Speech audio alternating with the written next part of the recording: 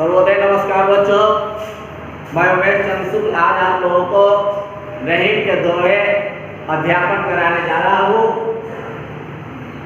तो आप ध्यान से देखें। रहीम कवि कहते हैं कि रहीमन धागा प्रेम का मत तोड़ो छटकाए, टूटे पर फिर नाज मिले, मिले गांठ पर जाए।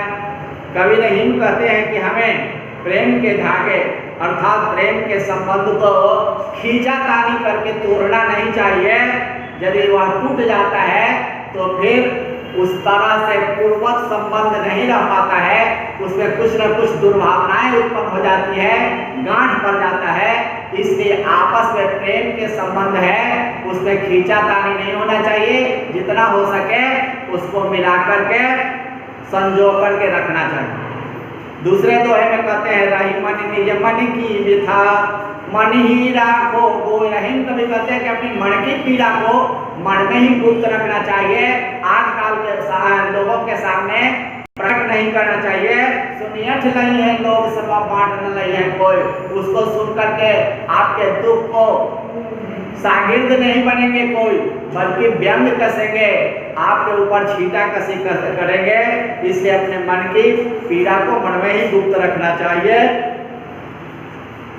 एक साध है सब सद है सब साध है सब जाए, रहीमन मूल सींचो फूले फले धाय।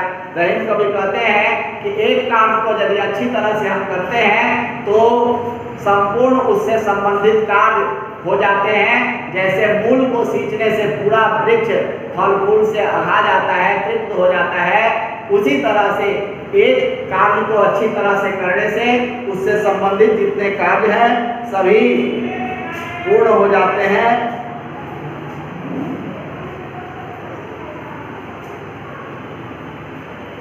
आगे कहते हैं कि चित्रकूट में रम रहे रहीमन अवध नरेश, जा पर विपता परत है सो आवत यह देश। कहते हैं कि चित्रकूट में अयोध्या के राजा भगवान श्री रामचंद्र जी निवास कर रहे हैं। वे अपने वनवास के अवधि को व्यतीत करने के लिए यहाँ आए थे। तो चित्रकूट में अपने सुख सुविधा नहीं है जरा भी। ऐसे स्थान पर जो मुसीबत में पड़ा हुआ व्यक्ति होता है वही सुख सुविधाएं त्याग कर असुविधापूर्ण स्थान पर रहता है। कहते हैं दीर्घ दोहा अर्थ के आखर थोड़े आई, जो रहीम नट कुंडली सिमट कूद चढ़ जाए। रहीम कवि के द्वारा कहा जा रहा है रहीम कवि के विषय में कि कवि रहीम कहते हैं कि इन दोहों के बड़े बड़े अर्थों में उनकी लंबी लंबी व्याख्याओं में इनका भाव कुछ थोड़े ही शब्दों में निहित है। अर्थात जो शब्दों में कम शब्दों में है इनका भाव ठीक उसी प्रकार समझा जा सकता है। जैसे नट और नटी कुंडली समेटने की कला में निपुण होने के कारण ऊपर चढ़ जाता है और नट कर्तव्य दिखाते समय अपने शरीर को छोटा कर लेता है और ऊंचाई पर चढ़ जाता है। धनी रहीम जल पंख को रघुजी पियता घाय, उदधि मराई कौन है जगत पियास हो जाए। रहीम कवि कहते हैं कि कीचड़ युक्त गड्ढे का जल श्रेष्ठ है, तालाब का जल कीचड़ से सड़ा हुआ जल श्रेष्ठ है, क्योंकि उसी जल से असंख्य जीव तृप्त होते हैं। लेकिन उदधि मराई कौन है? समुद्र का क्या बड़प्पन है जिसका जल खारा रहता है, नमकीन रहता है। संसार के पास से असंख्य व्यक्ति प्यासे लौट जाते हैं। तो निर्धन व्यक्ति है और परोपकारी है वह श्रेष्ठ है, जबकि धनवान व्यक्ति है और कंजूस है, कृपण है, उससे संसार का राष्ट्र का कल्याण नहीं होता है, उसकी कोई प्रशंसा नहीं है, कोई बड़ाई नहीं है।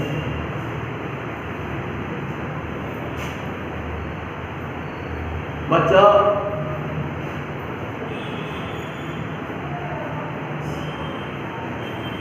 अगले दोहे में कहते हैं कि नाद देज धन ते तन देत मृग, न धन हेत समेत ते रहीम पशुते अधिक रिजहु कछु न दे। कहा कि पशु पक्षी भी मधुर ध्वनि सुन करके अपना शरीर अर्पण कर देते हैं, लेकिन वह कंजूस व्यक्ति उन पशु से भी निम्न कोटि के हैं। जो प्रसन्न होने पर भी राष्ट्र के कल्याण के लिए, जीव मात्र के कल्याण के लिए कुछ भी नहीं देते हैं, वह जानवर से भी बदतर हैं। बिगड़ी बात बने नहीं लाख करो किन कोई, रहीमन फाटे दूध में मथे न मक्खन हो। कहते हैं जो बात बिगड़ जाती है वह कितनों उपाय किया जाए फिर वह नहीं सही होता है। दूध फटने पर, दूध जब फट जाता है तो कितना भी कोशिश किया जाए, जितना भी प्रयत्न किया जाए, उससे मक्खन नहीं निकलता है। रहीमन देख बरों को लघु न दिए डाल, जहाँ काम आवे सुई कहाँ करे तलवार। रहीम कवि कहते हैं कि बड़ों को देख करके, धनी व्यक्ति को देख करके निर्धनों को त्याग नहीं करना चाहिए, क्योंकि जो काम सुई से हो सकती है, कपड़ा सिलने का काम, वह तलवार से नहीं हो सकता है। इसलिए बड़ों को देखकर छोटों का परित्याग नहीं करना चाहिए। अगले दोहे में कहते हैं कि रहीमन निज संपत्ति बिना को न विपत्ति सहाय, बिना पानी जो जलज को नहीं रह सके बचाए। रहीम कभी कहते हैं कि अपनी संपत्ति के बिना, आपके पास तो पैसा नहीं है तो आपको सहायता करने वाला कोई नहीं है। जैसे कि जब जल से हीन है कमल अलग हो जाता है, तो वही सूर्य को खिलाने वाला, कमल को खिलाने वाला जो सूर्य है, वह सूर्य कमल को जला देता है, झुलसा देता है पानी से अलग होने के कारण। रहीमन पानी राखिए बिन पानी सब सून, और पानी बिना न उबरे मोती मानुष चून। रहीम कवि कहते हैं कि पानी शब्द का कई अर्थ में प्रयोग किया है। एक पानी तो प्रतिष्ठा के अर्थ में, एक चमक के अर्थ में, एक जल के अर्थ में, तीन अर्थ में यहाँ प्रयोग करके श्लेष अलंकार का प्रयोग किया है। रहीम कवि कहते हैं कि मनुष्य में पानी नहीं है, मान प्रतिष्ठा नहीं है, तो मनुष्य की जिंदगी बेकार हो जाता है। और जिस मोती में चमक नहीं है, कांति नहीं है, वह मोती की कोई कीमत नहीं है। और जब चूना में जल नहीं है तो वह चूना बेकार है, उसका वह पत्थर के समान है, वह उपयोग होने के लायक नहीं है। धन्यवाद बच्चों, मैंने आपका प्रश्नोत्तर भेज दिया है, आप इसको याद करेंगे। आज इतना ही।